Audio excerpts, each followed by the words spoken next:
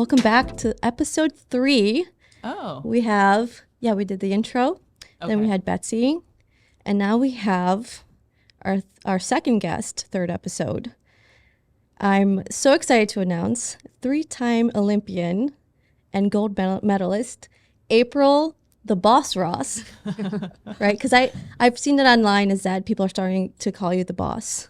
That was my nickname in college, actually. And then I started playing pro beach with Jen Kessie, whose married name at the time was Boss. So I had to let go of that Boss nickname for a while. And now it's kind of coming back. Yeah, I saw it. I think I saw you repost it. Someone had Sean. Yeah. Cook, yeah. Yeah, so I was like, I'm going to steal it. So that's how I like it. I figured I'd introduce you. So what have you been up to? I've seen you coaching Betsy and Julia a little bit. Yep, coaching Betsy and Julia. I'm helping out, like assisting Trevor Crabb and Theo Bruner, and grad assisting with Concordia Beach Volleyball while I'm going to school there. Yeah, and then got my hand in a couple other projects, like I'm on the women's board for Gatorade and just joined Beach Nation to try and do some more charity work and stuff, bringing beach or volleyball in general to like inner cities and stuff. Oh, that's awesome. That's really cool. Yeah. So what you said you're back in school. Well, we know that, but what exactly are you studying again? I'm getting my master's in coaching and athletic administration. And Concordia has like the best program in the country for it. And I mean, the first time I heard about it, Misty May was doing it. I think she was like one of the first people to do it a long time ago. Oh, that's cool. Yeah. And then I have a couple other friends who did it too. And I'm loving it. Like, I love the subject matter.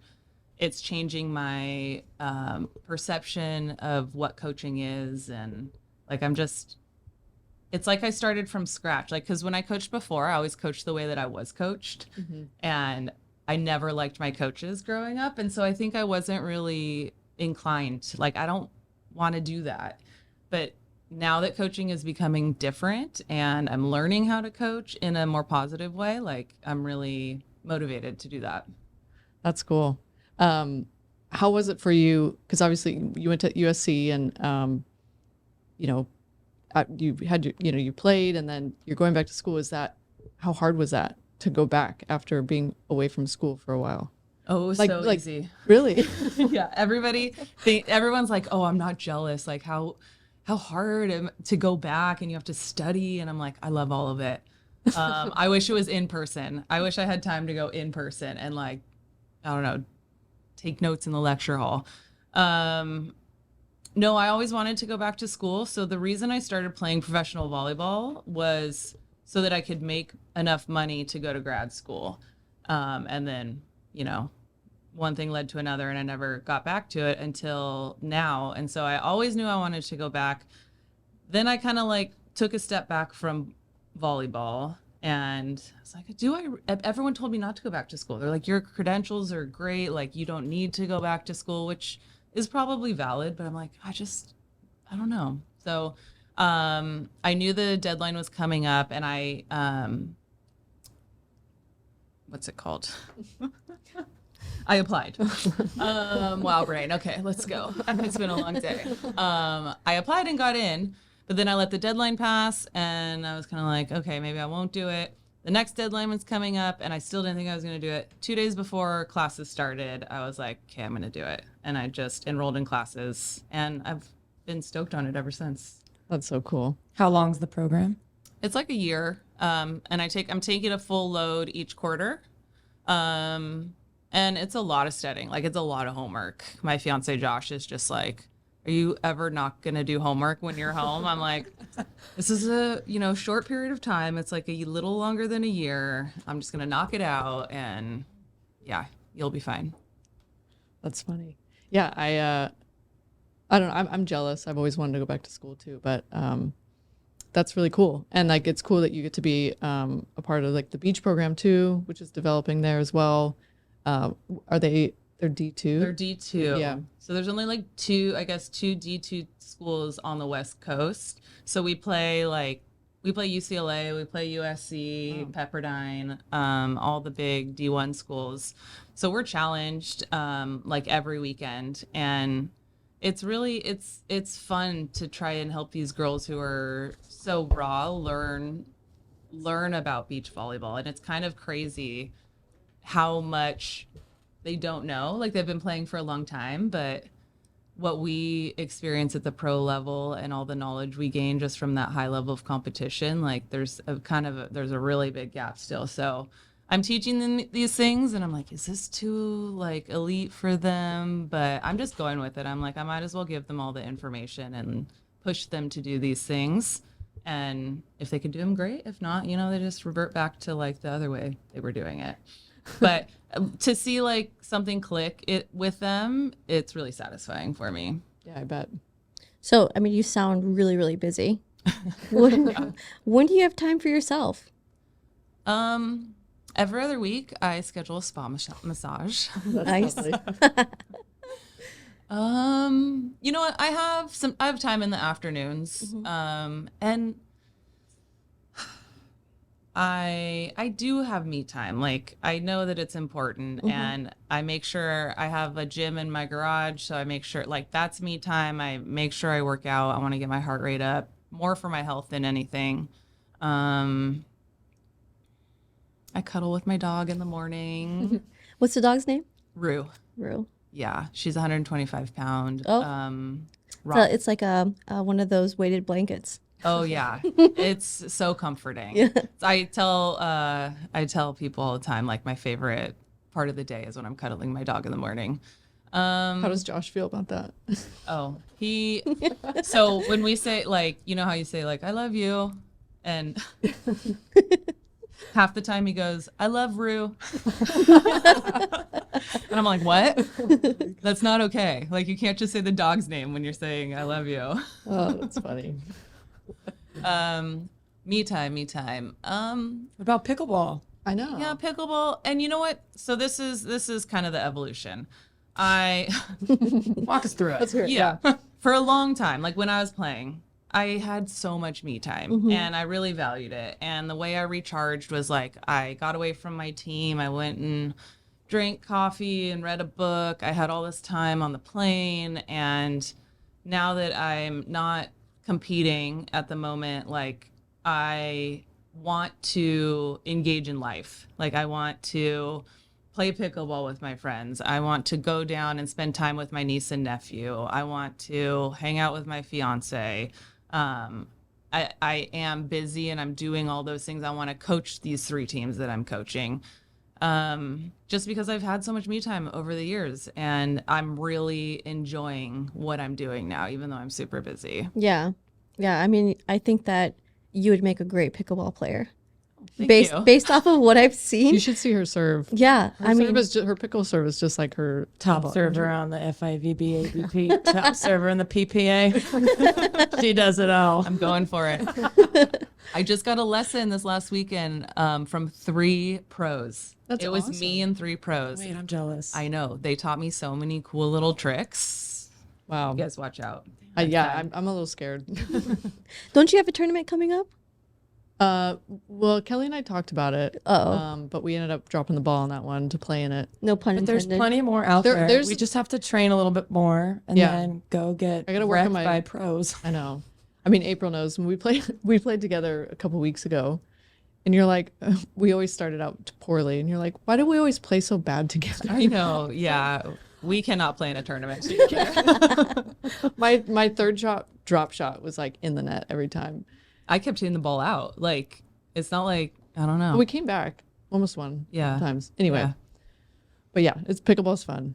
It's no offense, but you're kind of hard to play with.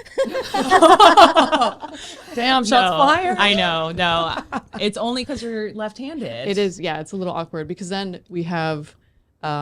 There's like a good rotation and a bad rotation. Yeah, like we have, if I'm on the left and you're on the right, both of our back or like our Good backs hands. are on the outside. Forehand. Yeah, forehand. There Yeah, you go. Good yeah. hand. Pickleball terminology. I'm on it. I got you. But then our backhand is like, But then Gina always switches paddles mid-rally to her right. it's only, Yeah, it's overhead. But it's very confusing. anyway, but yes, Yeah. playing with me as a left-hander is difficult because we definitely put. I feel like there's a way to make it an advantage, but I don't know how that is yet. Yeah, we'll have to. Wait, that's interesting. So you swing with the volleyball with your right hand, Yeah, and then with your paddle, your left. yeah. It's like Oh, that's interesting. Overhead, I'm right. Yeah. Underhand, I'm left. But she's also probably the best at hitting a volleyball with her opposite hand. Yeah. Yes, by far. Thanks, guys. Are you the only person on the tour to do that? No, the other people do it too. Yeah. Like, I know Kelly Chang will do like a lefty poke too. Oh yeah. But no one like gets up and swings at it like you do, I feel like. A full blown swing, Yeah. cross court, hard angle. Like, I'm just going to use my left hand this time. I'm too lazy to move. Basically, Pretty much, what, yeah, pretty much. My feet are just lazy. Nice. That's funny. I had actually one question was because obviously you didn't play last year. You played a couple events at the start of the season, the two Mexico, Yeah. and then you had injury and you took some time off.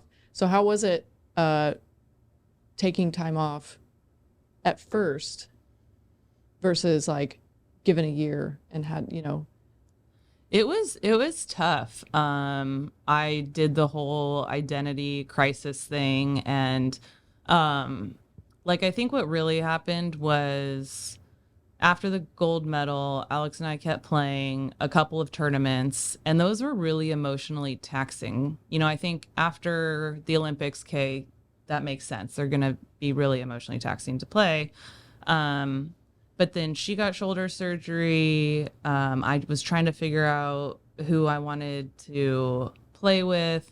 And then it just wasn't really the same. I had gotten the gold medal, and I don't think I realized how big of a motivating factor that was for me to, train as hard as I did. And it was like this mission I was after.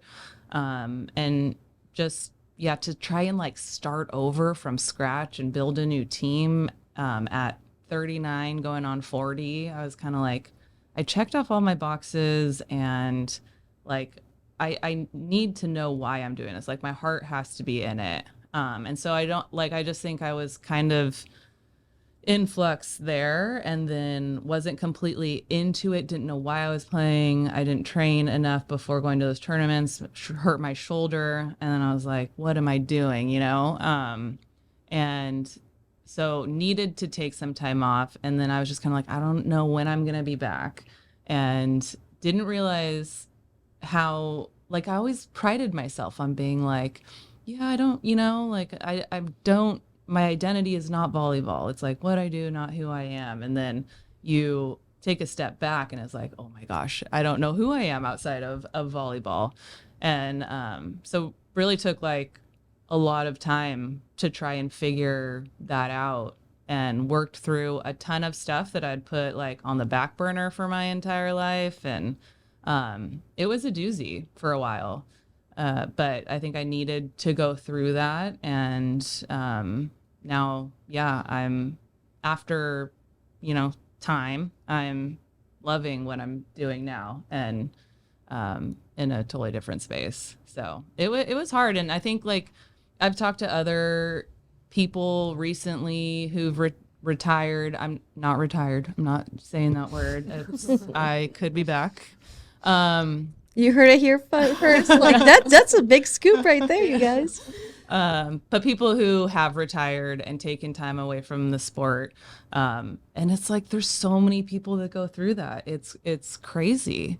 And I know it's talked about, but like you just don't think, like I just didn't think it was me. I didn't think that was gonna like be me, and so I was a little bit shocked. But yeah, it's a real thing, and people go through it. Yeah.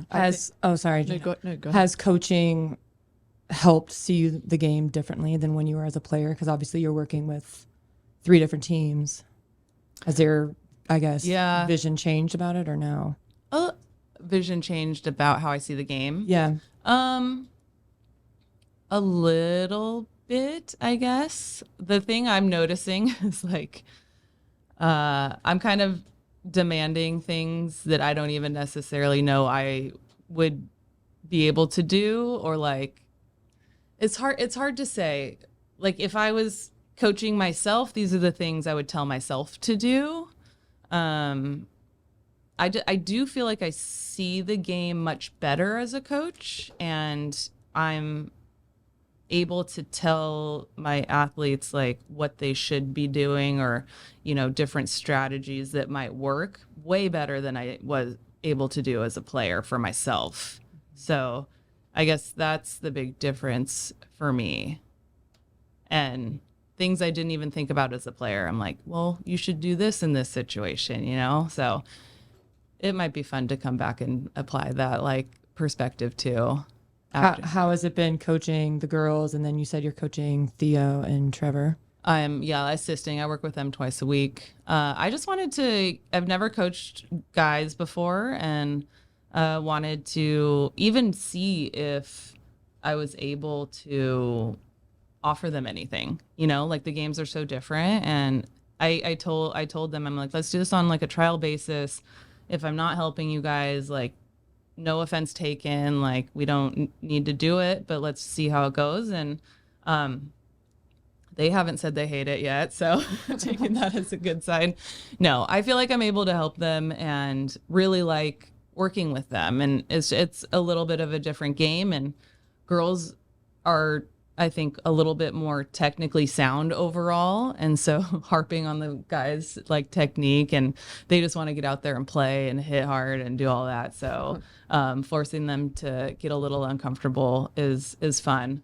But yeah, I like it. I like coaching all the teams. The tough thing with the college team is Theo just texted me that the video's up in our group chat. It's fun. Yeah, there's just so many girls in the college game, and to like try and have an impact on any of them because you want to help all of them is really tough. So I've tried to narrow it down and kind of taken like a couple of teams, and I'm spending more time with them, but it just sucks because you do want to help everybody. But I like coaching all of them. Has it been fun to be like with a bigger squad? Because I feel like for so long it's been you, your partner, and your coach, and like a smaller, different kind of quad. Because now you're dealing with like 20 athletes. Yeah, like a team. Yeah, a big like college team again, like being back indoor almost. Yeah, I mean, that dynamic wasn't my favorite.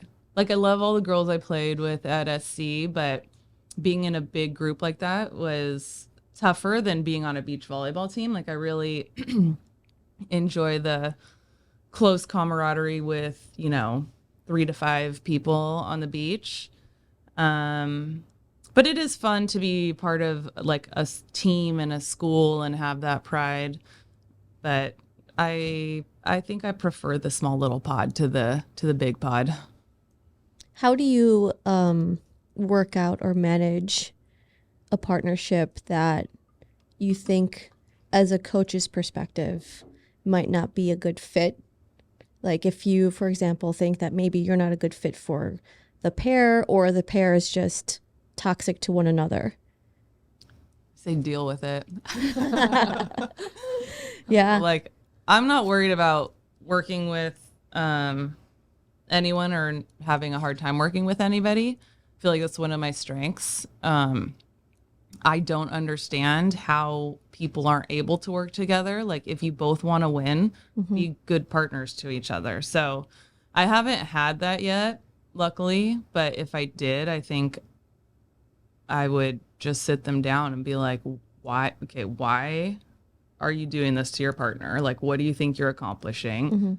And if you want to win, build your partner up so they play better and you have a better chance of winning. Like, if you roll your eyes at your partner, turn your back on your partner, like, that's not gonna make them play better. Like, you're just gonna do worse. So it blows my mind when I see that. Like, I don't understand it. It's just logic, in my opinion. We had a preseason tournament with Concordia in the fall, and I had an athlete who was just complaining about like her partner's setting, and this is the reason I'm hitting it out and all of that. And I'm like, I had to like talk her through, why she needs to be a good partner and not blame her. And, you know, if you're really the better person, if really the better player, then be the cleanup crew, you know, like hit all these sets. You should be able to hit whatever set she's giving you. So I don't know. I don't think there's a good excuse for not being able to work with your partner. Yeah. And has there ever been a time when you're on the sand and you were, you know, heckled by either the person you're up against or someone from the fan? Like, how do you react to that? Have you ever been heckled by a fan? Yeah, in Austin one year. I mean, not too badly on the beach. I can't remember ever being heckled badly on the beach, but in Austin, I think we were in the finals and this guy just kept yelling my name. It was like silent and he kept yelling my name and I was like, that is so distracting. The blouse. That was a little bothersome. And then I had a really bad heckling experience when I was at USC at Cal. And I've heard this from several people that Cal I had a bad experience at Cal too. students are really mean hecklers. But normally I am able to kind of tune out the crowd. Like I usually don't notice the crowd. It's just like if that one, you know, the one guy when it's silent is yelling something, like I'm going to hear that. But through the net, I've had a couple people, you know, stare at me and scream after blocking me. Yeah. But honestly, I only know that because people tell me afterwards. Oh, so you like zone out or black out? Just refocus next. Well, next like point. if I hit the ball and I get stuffed like straight down, I'm not like looking at the other team. Like I just turn around, I'm going back. Yeah. I'm talking to my partner, I'm going back. So like if you're going to stare at me, like I'm not going to see it. If you need to do that, that's fine. I'm not a fan of talking through the net. I did get mad at Jen Kessie one time because she was yelling at the other team. We were in Stade and we were playing like our arch rivals, and the two girls, like Jen was getting into it with one of the other girls, and that was the first time I'd ever kind of experienced that. And I turned to Jen, I'm like, hey, just stay on our side of the net. Like, don't pay attention to her. And after the game, she goes, don't you ever tell me to stay on our side of the net. And I was like, okay, point taken. Like, go ahead. You do you.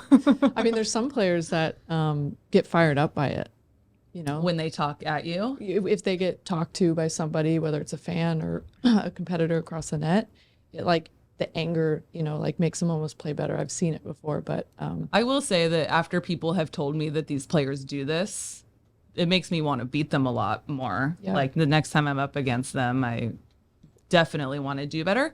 And that's why I'm not a big fan of talking through the net, because I just feel like you're giving the other team more motivation to beat you. for sure. Yeah. Like if you're just nice to everybody, they're like, oh, I feel bad beating her. I won't try as hard. But then I always thought the heart rate monitors where your hug was like on the counter. I told Alex, I'm like, what are those things? Are you guys like keeping track of your hugs? She was like, no, it's for our heart rate. It's like Every that makes more time they sense. touch, they log one. Every time you tap. It's like, oh, makes so much sense now. I think more people are hugging now after you Yeah. guys started doing it. I think so too. I see it a lot on the world tour, and you know, the reason we did it was to get more time in between plays we needed to catch our breath and recover. But it also is just a really nice way to come together with your partner and show each other support and togetherness. I really like it for us and for everybody who does it. I feel like the people who don't do it, you're like, ooh, why do they hate each other? What's going on? Yeah, it's like they turn their back towards their partner and they walk away, or they go to the give, line. I'm like- like, oh, there's something there. Yeah, one half-hearted, like low high five. Yeah. Like, no, they don't like each other. Yeah. That's not going to go well. I'm too sweaty and sandy that I feel bad hugging my partner. Oh. I'm like disgusting every time I play. So that's why I'm feel like, people don't notice. Your partner's not going to notice that in the middle of a match. yeah, I guess so. Yeah. I never hug. You don't? I think like I'll hug after the match, but like during, it's like high five, go, get to the service line, get to my spot. I also think you have to be with a partner that you know you're like in it for the long haul with. It's not just like, you know, the person I'm playing with this year. I mean, it could be, but I think the longer you're with somebody and the more you experience with them, the more natural it is. But you can't always do it to just buy time. Do you ever practice your high fives so you don't mess it up when you're on camera? No, but we did have to stop hugging in practice because you don't need to hug in practice. It's like So quiet. like but then like Keeping track still with those heart rate monitors. then it becomes habit, and in the middle of practice you get a little fired up and you go in for the hug and the other You're like, person's "Wait." just like and I don't know, it's super awkward and we're like, okay, we're just not gonna hug in practice. That's That's really funny. So I mean, and obviously, Alex has become one of your good friends too. Mm-hmm. And you guys spent, you know, long time, 4 years together. Yeah, 24/7, 365. Yeah. And yeah, went through COVID together. Yeah, it was Was that the longest time with a partner that you've had, or? No, I played with Jen for 7 years. Yeah. But yeah, it was great playing with Alex. Yeah. I do have one question. I know we were talking about being on the road and stuff. Oh yeah. So I remember we went and worked one of those SOB volleyball vacations, and we get to the airport and we're waiting for our bags, and you have like 3 huge pieces of luggage with you. Always. And do you want to share what that is? Sure. Yeah. So as I got older and just realized what made traveling comfortable, I was like, I'm going to sacrifice lugging 3 pieces of luggage through the airport for, you know, however long it takes me to get somewhere so that I can be comfortable for the week or 3 weeks that I'm somewhere else. So I pack like a mattress pad that takes its own bag. So that's like one, and like a comforter that goes in the other, like takes up room on the other one. And then I don't bring a pillow, but like I'll bring my Normatec, I'll bring a roller, just like anything that's going to make me comfortable and happy where I'm going, I'm going to pack it. So I travel with so much luggage and I have no shame about it. I love that. How long have you been doing that? I started bringing the mattress pad, I think before Rio, maybe. I remember Jen Kessie brought this foam pad to London with her to put on. I thought she was crazy. I'm like, oh my gosh, like just sleep on the hotel bed. It's fine. Like we're at a nice hotel.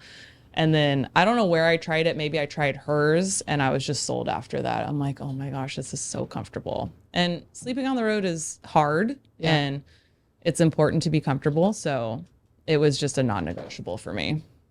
Did you bring your mattress to Tokyo? I did. Oh yeah. And my pillow that time. I had like 5 bags going to Tokyo. Gosh. Yeah. I mean, sleep is so important too. Yeah. If you can have a good night of sleep, you know, and recover well. Sleep was such a huge focus for me. So I would no more likes. I would meditate every night. I would read, I would stretch. I'd have this like stretching routine, and then I'd have my mattress pad. I'd use, you know, like melatonin, eye mask, earplugs. My sister thinks I'm the most high maintenance sleeper on the planet.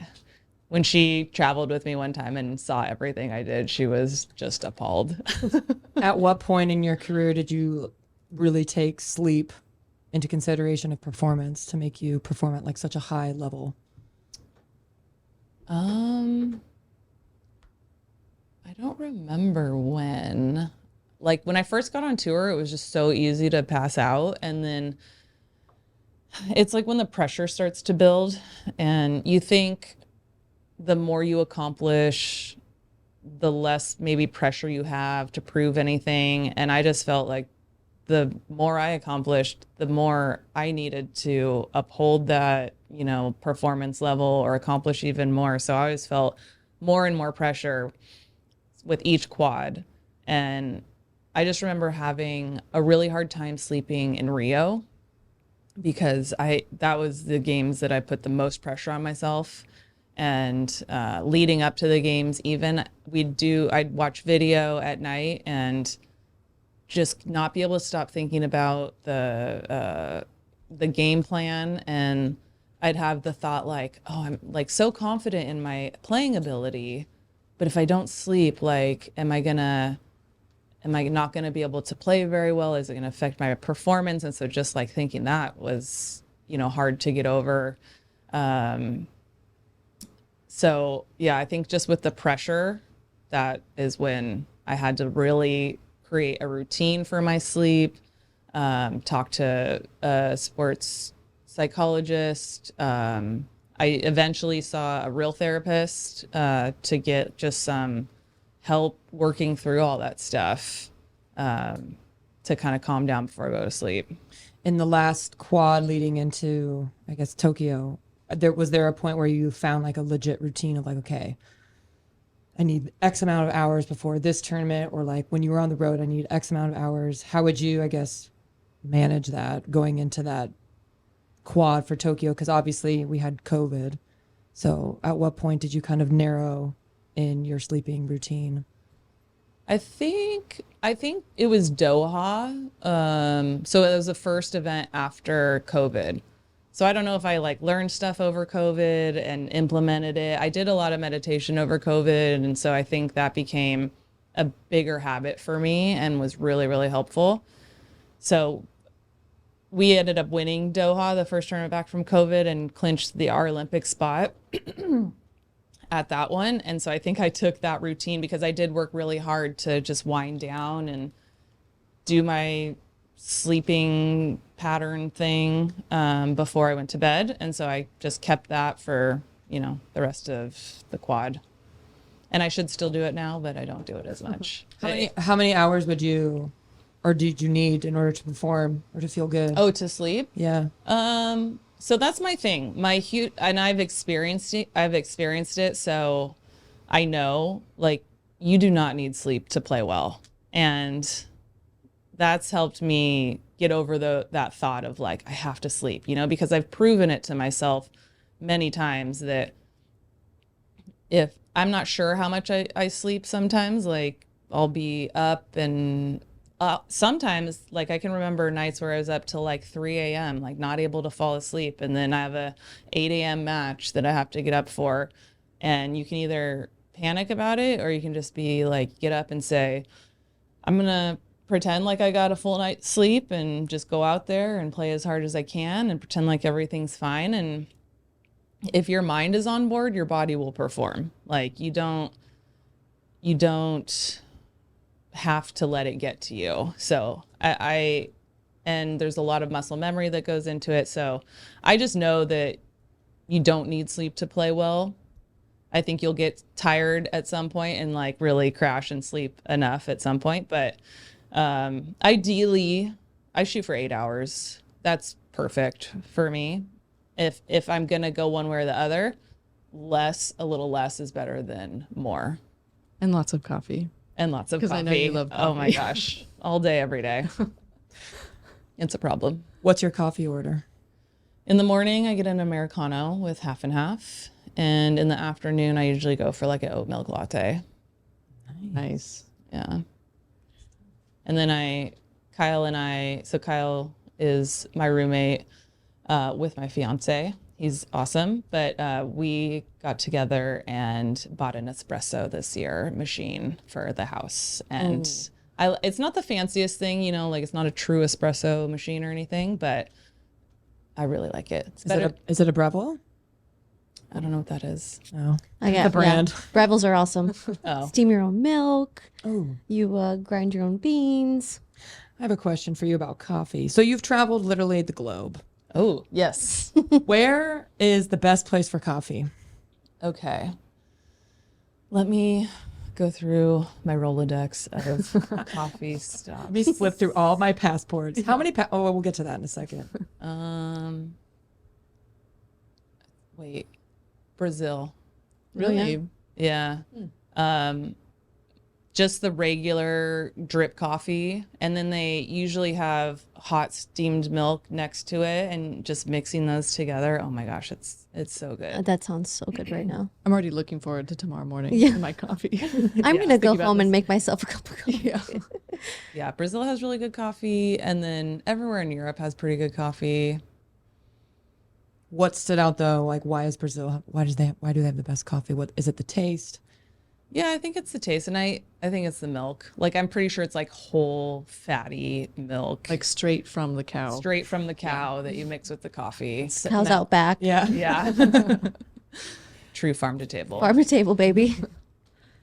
I just wanted to ask this one question because I thought of it last night. So we did a mentorship weekend not too long ago with Kelly Chang and Jordan and Sarah Hughes, Julia, Haley, and that was it, and me. Yeah, Yeah. there were 6 of us. Yeah. And I remember it was our last night, and we were sitting on the roof, and the girls were in the little mentees were sitting in the jacuzzi playing a game, and then they come over and they're like, "Hey, do you guys want to play? Who would be most likely?" And we're like, "Yeah, sure, whatever." And then one of the questions was like, "Who would be most likely to write a book?" And everyone was like, April. So my question is, if you were to write a book, or maybe you're thinking about it in your future, whatever, what would you want to write about? I would love to write a book. I would want it to be kind of, I think this is just my idea right now. It'd be autobiographical, but in a way that has lessons that it teaches. Like, so this happened in my life, this is the story, and kind of these are the lessons I learned from it that maybe I could share with other people. I think that would be kind of cool. That sounds And then maybe even enter some journal prompts, because I'm a big journaler, and I personally would love that if a book had it. I would read it. Oh, thank you. Yeah. Absolutely. Sign me up. How many journals have you gone through from when you first started playing beach till I guess now? Yeah, like do you finish every single page, or do you like get through a phase of your life and then start a new one? I kind of get through a phase and then start a new one. I mean, probably I'd say at least 5 journals. Do you have like a go-to journal, or do you like the variety of different journals? For a long time I did the sketchbooks, so they're like 8x6 maybe, Okay. maybe a little smaller, but they have the rings, and not the pages aren't lined, so you can kind of like doodle and make it all cute and Put some stickers on there. put some stickers, tape some photos. So I did that, and recently I've moved on to Moleskine. Oh, nice. Yeah. That's a good brand. And I'm a pen snob. Like, it really matters what pen I use. I don't have a brand, but it has to be the fine point. Like It's gonna be smooth. the typical ballpoint. Yeah. No, doesn't work. It's got to be super. Oh, you don't like these ones? Like, that's not fine enough. Yeah, that's way too thick. Oh, that's a 1.4. Like, most of them are like 0.7 maybe, like 1.0 or 0.7. I need like a 0.4. I didn't even know this point system. I don't know. It's faded. This one's okay. Yeah, that one's okay. She would write with it. We're comparing pens over here. And then I have all different colors. Nice. Yeah. Good stuff. And now my new thing is, like, I bring a whiteboard to practice because I'm a coach. I'm an official coach. And now I have a bunch of whiteboard marker colors, and they've got to coordinate. And yeah, I have way too much Do fun with people it. call you coach? Like, yes, coach? I've had it a couple of times already. Is that weird? Is that weird for you or no? No, it feels kind of right. Yeah. I like it. I'm a visual person. So like, even though I have this notebook, I have a whiteboard at home, and I like to storyboard a lot of the projects I work on, because I'm a very visual person. So I got to like write it down, even though I have reminders in my phone and I check it off. I'm like, this isn't good enough. I run into the other room. I have this whiteboard that's like pretty massive. Just draw everything out, cross everything off. And I'm like, wait, I got to now check my phone and make sure I have everything. So I got to go back and forth. But that's really funny, because I did notice your whiteboard the other day at practice. Oh, yeah. So I was like reading it, and I was like, oh, interesting. Because I didn't see you arrive with it. And I was like, when did this get here? Oh, yeah. But yeah. I can't like do things in my phone. Like, it's got to be on paper or something real. Yeah. Yeah. I have like a planner, a paper planner, Yeah. Yeah. I have I have tons of pens. I have these with me in my backpack, in my car, at home, just like my chapsticks. They're literally like everywhere. 6:54. But we're just like right on the dot here, you guys. Oh, yeah. This is awesome. The people out here are vacuum cleaning. My camera's malfunctioning. Luckily, we have the audio. Let me just double check that audio. Yep, we're good. We're good. I guess I think we're nearing the end here, and I think the obvious question here, which I usually like to ask everybody, is how do you take a bet on yourself, or have you taken a bet on yourself? Oh, wow. I feel like I've kind of bet on myself my whole life. I've never waited for anybody to kind of give anything to me, I guess. And when indoor volleyball came to a close and I didn't see a way forward with that, I just quit. And I could have kept playing and I could have made money playing indoors, but my heart wasn't in it. And I was like, no, I want to do something where my heart is in it and I'll figure it out. And I've kind of done that several times throughout my life and just followed my passions. And I believe that's the true way to go about life, is just to, where you can follow your heart, because that's what you're going to be best at. And I think most recently I've bet on myself by taking a step away from competing and trying to figure out what's next, and just jumping back into school and trying to form a new path forward. Oh, that's awesome. Do you guys have anything else to add? No, thanks for coming. This was fun. This was really fun. I feel like we could go for another couple hours. Yeah, definitely. Yeah. Which is what we want. Well, I was talking to Gina and Kelly about this today, even how I really want this podcast to be a safe space for anybody we bring in, building this community together, allowing ourselves to be vulnerable, and even maybe it being a place where it'll allow healing within the community, whether it's, enemies, quote unquote, you're competing against all these people, but having these tough conversations if they're willing to do that. So we really appreciate you being here and sharing your story with us. Yeah. Love that. I would love to come back. Yeah. Maybe after you have a couple more guests on. Yeah. Yeah. We'll have you back. Yeah. I mean, this is great. I think that there's still quite a bit that we didn't touch base on, but it's 6 p.m. Well, now it's 7 p.m. Right, almost on the dot. So we really appreciate you coming out and agreeing to hang out with us and have this conversation. Well, thanks for having me. Yeah. Sweet. Cool. Thank you, everybody. And this is the Bet on Her podcast. It's Caps. Woo! It's Caps, baby. Caps. It's Caps. And Cut.